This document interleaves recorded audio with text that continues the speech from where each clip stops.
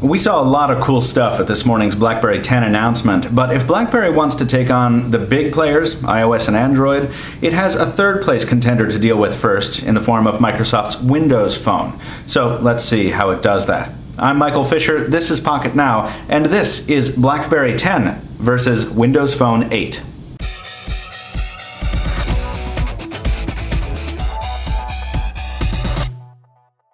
Okay, so just like our BlackBerry versus Android comparison from just a couple hours ago, the BlackBerry versus Windows Phone comparison starts at the lock screen, and the differences also start there. But there are a lot more similarities in this example. They both slide effectively from the bottom. You really can't slide Windows Phone from the top too well. And there are lots of cool similarities here. We've got big time, we've got, in Windows Phone, we've got big date and somewhat big date on BlackBerry. We've also got a preview of your events and a preview of your notifications in the peak over here and in the little notifications down here. The big difference here is that Windows Phone, just like any other operating system besides BlackBerry almost, makes you unlock by pressing a physical button. You can't press the home button, you can't do anything fancy, you just have to press that button and then unlock the screen. With BlackBerry, if you watch our Android video or our first hands-on, you'll be familiar with this. You can just drag a finger up from the bezel and you have unlocked your device, which we think is pretty awesome. The next huge difference is going to be in notifications. Now this is a big sore spot on Windows Phone because there is no real notification center, as we at Pocketnow and many other people have commented on in days, weeks, months, and years past. Microsoft is rumored to be working on one, but it's just not there. It's probably going to live to the left of the home screen here. You'll notice some swiping and nothing is happening. It's just begging for a notification center there, but it is not there. So for right now, you have live tiles here with notification counts on each specific live tile. You can arrange these tiles as you like, but it's not a unified notification center. It means always having to return to the home screen to check your notifications. The situation on BlackBerry really couldn't be any more different. In addition to the peek functionality, which lets you see your message counts from any app, even if you're on the home screen. And the home screen is one thing, but if you're inside, say, the settings application, you can just slide up and peek, see if any of those are worth it to you. No, I don't really want to check any of those, I'll go back to the app. But if something does pique your interest, you can, peek, I didn't mean to do that. You can continue the movement just by dragging over to the right here, and you have the BlackBerry Hub. Now this is currently set to Twitter, but I'm going to go ahead and hop into the hub itself, and now this is a unified list of everything that I've built into the hub, which includes email accounts, Twitter account, Facebook account, etc., etc. And this is accessible from any point in the OS. And then if you want, you can filter those by, say, you can take them out of its unified state. But I like to keep it all together, and BlackBerry has been very good at the unified inbox for a while. Also, we would be negligent if we didn't point out BlackBerry's iconic flashing red notification indicator, which lets you know when you have messages waiting, if you've missed system events, missed calls, or something like that. Windows Phone, this particular Windows Phone, the ATIVS Odyssey, does not support a notification LED, but more than that, even Windows phones with LEDs do not typically use them for notifications. They're only for charging indicators.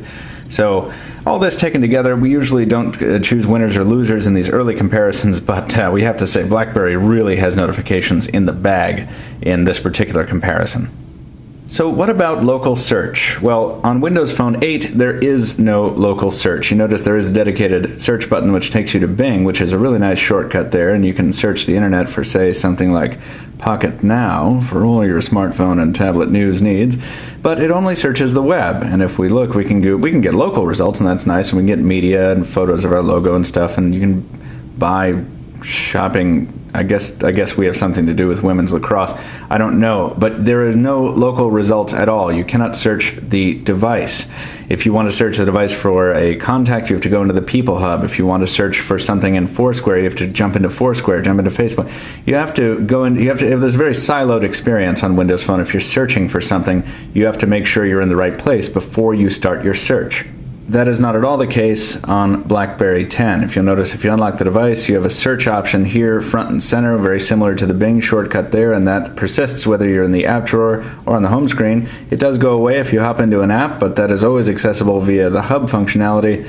And, well, actually we started a search there, but there it is down below. You can do a search, and we'll go ahead and do Pocketnow once again. Let's see what kind of results we get. Oh, if we spell it right, we get much better results. Pocketnow. Boom, and there we have all of our mail, all of our contacts with Pocketnow in the name, any mention of Pocketnow on the device. There's just a bevy of results there, which is very, very handy. And then, of course, you can filter your search as you see fit. We're having all kinds of complicated conversations about device features here. Let's just do something simple and launch an app. So on Windows Phone, you'll notice the home screen ribbon here. These live tiles are not just indicators for notifications, but they're also shortcuts to apps. So let's just hop into Foursquare, because that's what we did last time. There's our splash screen, and the app goes ahead and starts. Now, since we have no system search, we can't search for an app and just jump right into it, but that's a very simple way of doing it. Come back to the home screen, and there that is. To do the same thing on BlackBerry 10, of course, we have a couple different choices. We can just hop into the app drawer and tap on the app and launch it, and that's just fine. But you'll notice it is also right there because it's one of our recently used apps on the home screen here. So if it's an app you use all the time, like say Foursquare, you're jumping around and checking in places, and it's always there because you want people to know where you are. You just go ahead and tap it right from there, and you can launch it from there. Or if for some reason it's not there, you can't find it, you don't want to, you really like typing things, you just go ahead and type Foursquare, and there it is. It finds it in the application, it finds a contact about Foursquare, it finds messages relating to Foursquare, and you can expand that search if you want to, but really I just want to open the app, boom, just like that. Now, we covered a little bit about multitasking on the Windows Phone side of things. This is your ribbon of recently run apps, and if you want to cancel them, you can go ahead and press the X, and that'll disappear and rearrange that. And we jumped back into there, and we can go ahead and cancel the phone app, and then if you want to hop into one, you just tap on it, and that's nice.